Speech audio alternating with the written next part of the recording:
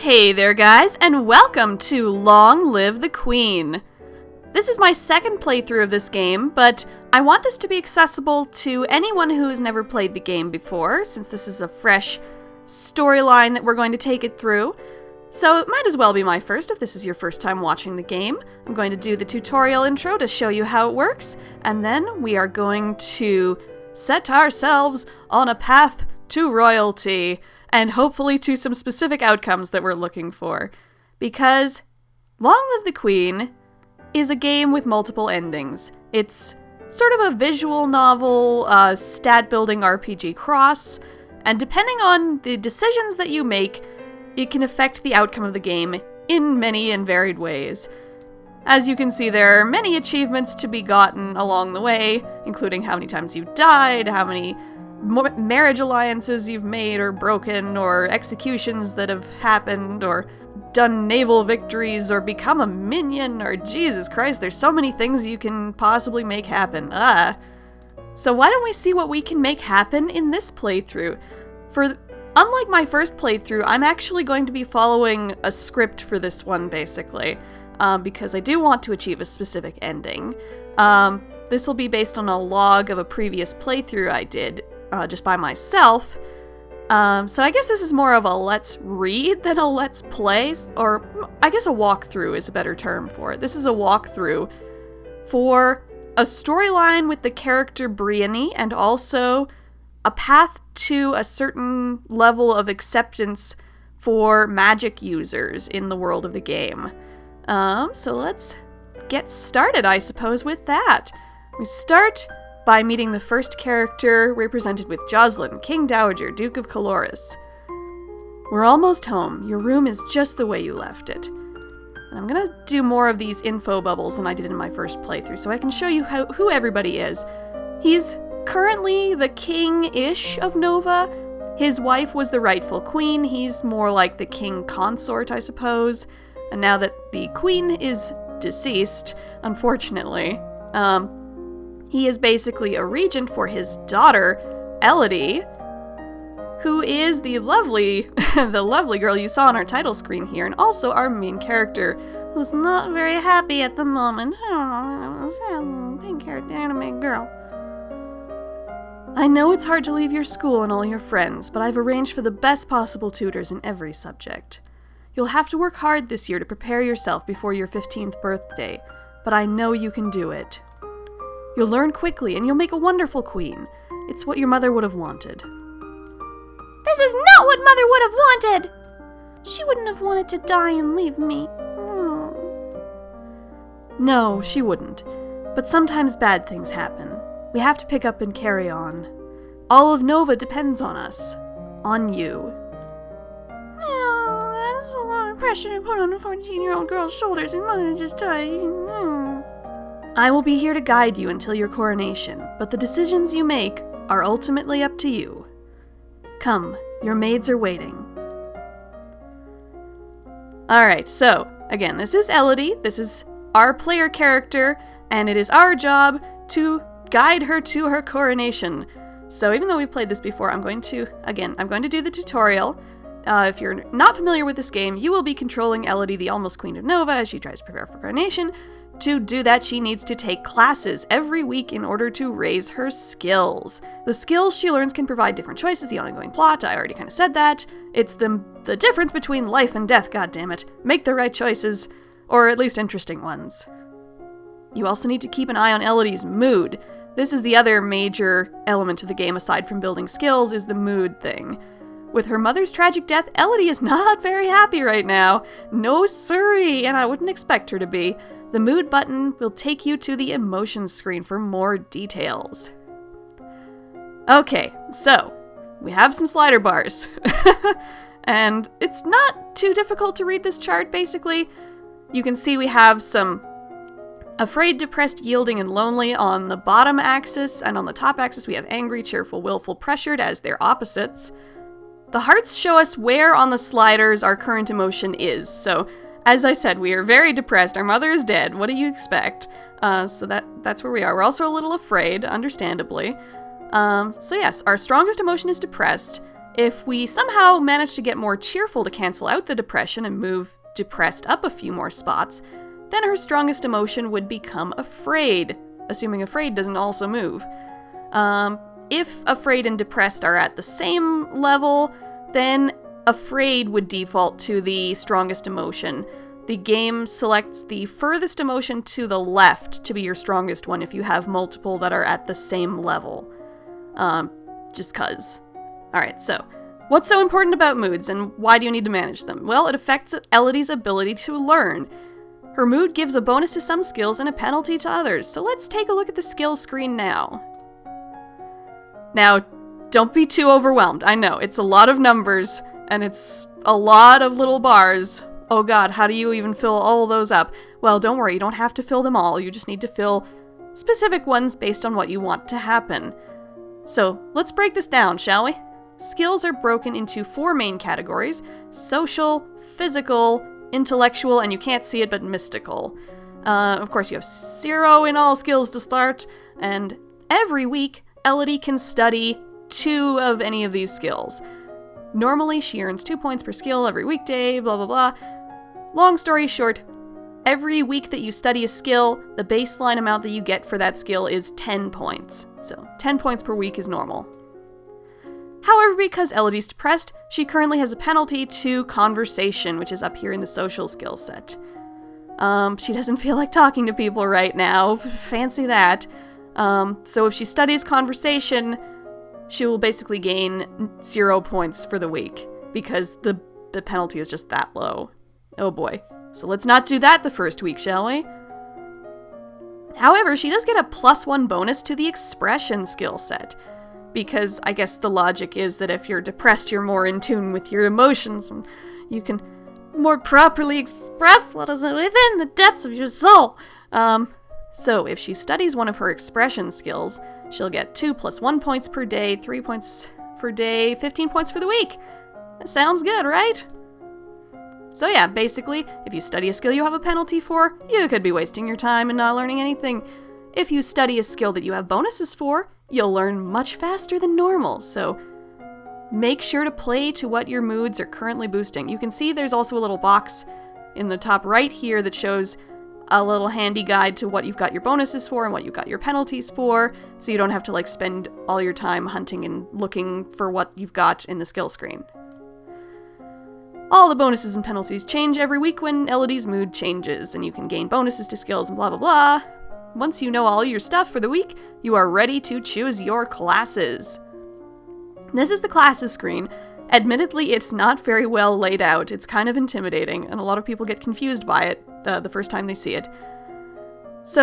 But it's sort of similar to the skills screen. We have the 4 categories again. This is social, this is physical, this is intellectual, and this is mystical.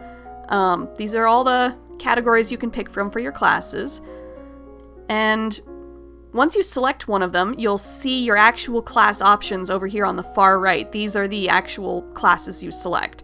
These are the categories, these are the classes. So under expression, we can select decoration, instrument, or voice as our class for the morning, perhaps.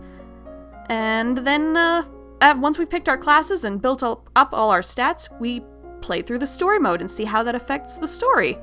As we play through the story, we'll sometimes see feedback bubbles showing us how the story's affecting our mood. So we can see, oh, we're lifting our depression by getting cheerful, or we're getting more angry or something like that. Other bubbles are test bubbles, which show whether your skills are high enough to pass certain challenges or skill checks within the game. So if you fail something, you know that you haven't studied enough in that skill to make it through to a certain option or through a certain branch in the story. Or maybe you succeed and you're like, oh, I unlocked a specific option I can use. Yay! Hopefully that makes sense. The feedback is very helpful. I always leave the bubbles on, even though I've played this game a lot by now, because it's just really, really useful to confirm that yes, you know what's going on and what your choices are doing. Now, we are ready to become the queen! Woohoo! So like I said, we're aiming for a specific ending with this playthrough. It's kind of all over the place in terms of what we need for it, but thankfully, one of the skills that we do need to build is one of the ones that we have a bonus for right now, which is animal handling. we actually want to study horses in the first week, because for the Briony Adventure that we're aiming for, horses is going to actually help us out a lot. So we are actually going to spend the first week learning about horses. Yay! Every little girl's dream. So we get to spend our mornings walking around the stables and meeting the royal horses and learning about their breeds and names for different parts of their anatomy. Oh my. And we also get to learn about caring for horses and grooming them with different brushes and different pieces to go with the saddles and the bridles, and oh my god, it's the Saddle Club all over again. Oh! What's all that noise outside? Who's here? Oh, it's my cousins and my aunt and uncle. Darling, we're terribly sorry to hear about your mother, Fidelia. I am so sincerely sorry for your loss. Thank you.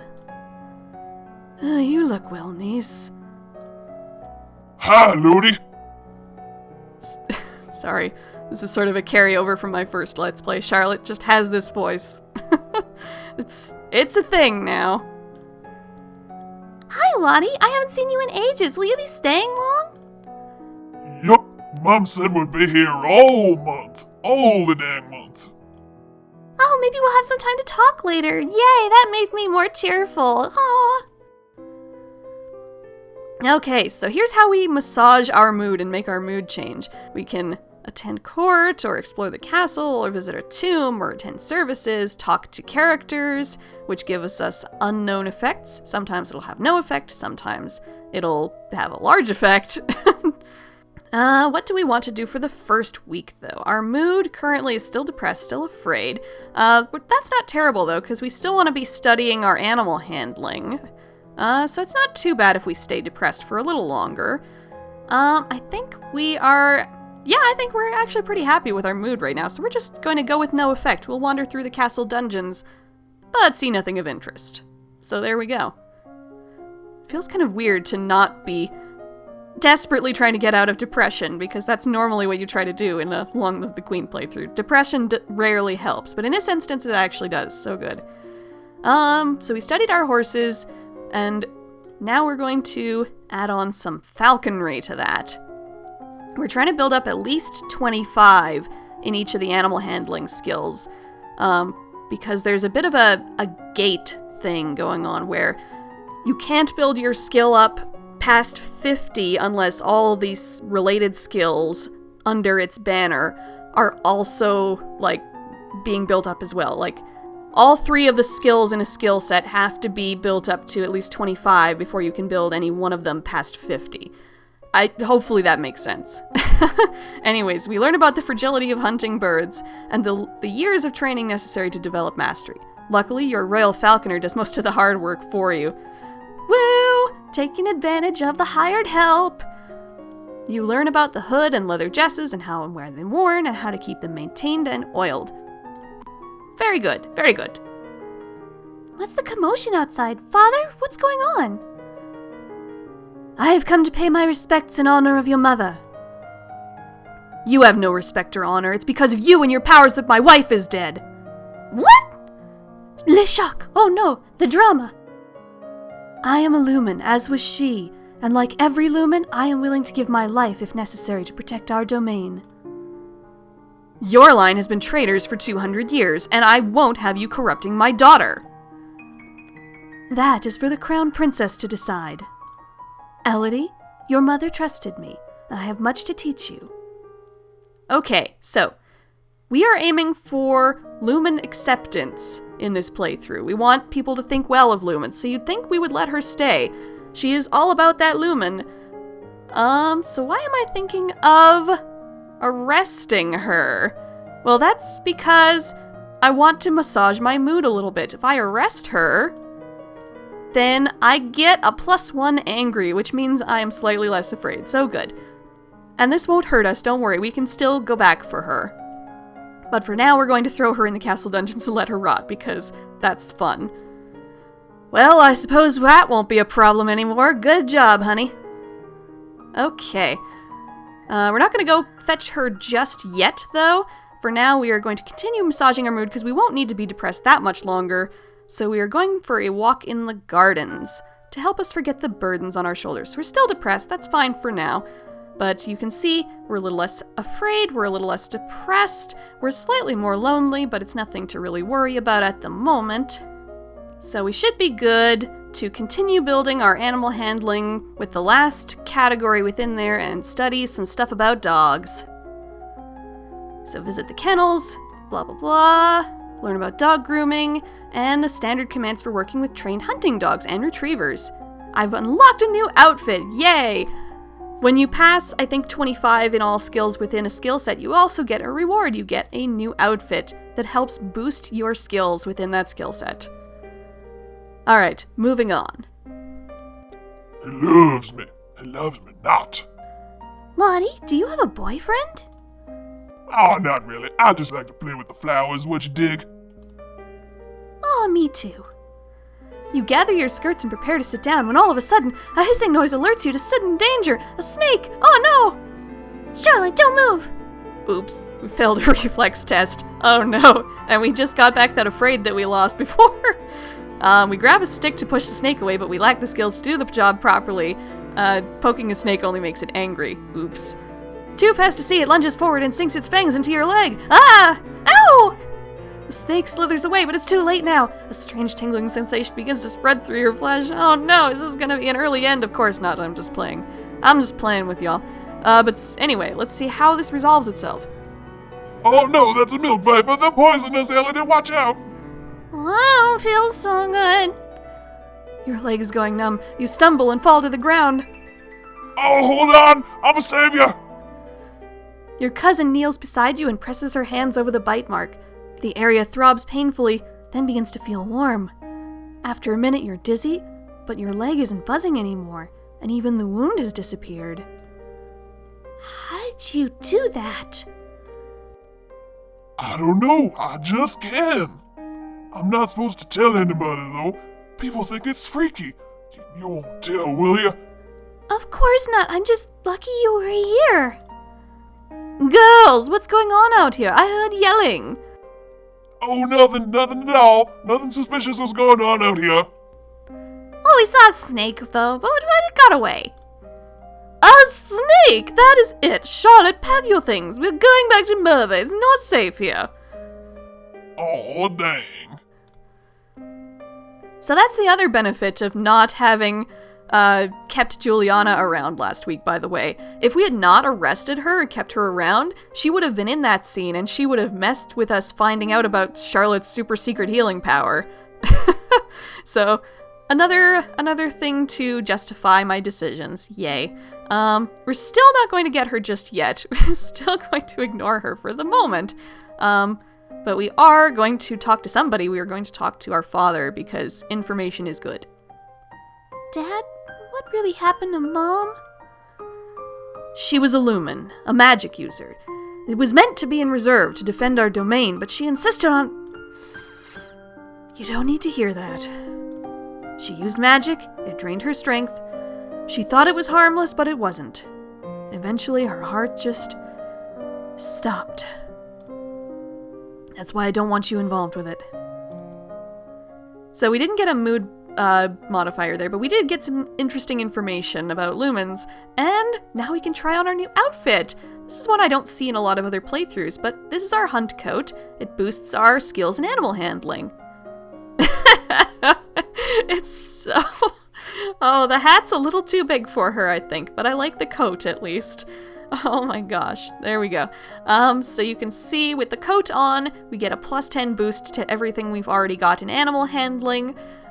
We won't need any more animal handling after this, but at least now we are not depressed anymore, so we can safely study another subject area. For the moment, we have a bonus to agility and faith, so why don't we work with that? There's a skill that we're going to need for the Briony Adventure, which is lore. So we are going to study us up some lore, how about? Lore in general is a decently useful skill, especially if you want to learn more about the world building in this game. So, only a Lumen can channel magic, and only with the help of an attuned crystal. The ability to control a crystal seems to be inherited, so crystals can be passed from parent to child upon the Lumen's death. Dun dun dun. Kings and Queen of Nova have all been Lumens for centuries. In modern times, magic's only used in direct emergencies. And long, long ago, the continent of Borealis was ruled over by a single witch king, until the rival line of Lumens challenged him for the crown. The resulting war went on for 100 years, with powerful spells that damaged the land so badly that even now, no plants will grow. So even though this is all just mainly flavor text, you don't necessarily need to read it. Like, you'll get all the information you need in the game itself to tell you what's going on when those checks become necessary. But it is still kind of interesting to read this stuff. Clearly a lot of world-building thought has gone into this game, and it's very good to see. Alrighty, so what now? Castle seems quieter with Charlotte and Emery and Zara and their parents gone. It's certainly not empty, though. It seems like we get more servants every day. So, nothing much this week. Nothing much doing. Our mood? What do we want to do for our mood this week? I think we're fine for now. I think we can still work with our Afraid to continue learning our faith skills. So I think we're probably good to finally go talk to the Duchess of Ursel. So let's venture into the depths of the castle dungeons. The Duchess of Ursel is there, in her cell, sitting perfectly straight on the bench against the wall and looking your direction as if she'd been expecting you. Caution is wise for one in your position.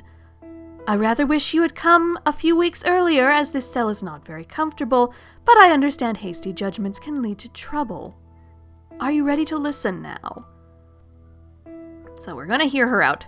We didn't do this last time, but we're gonna hear her out now. What do you want to say?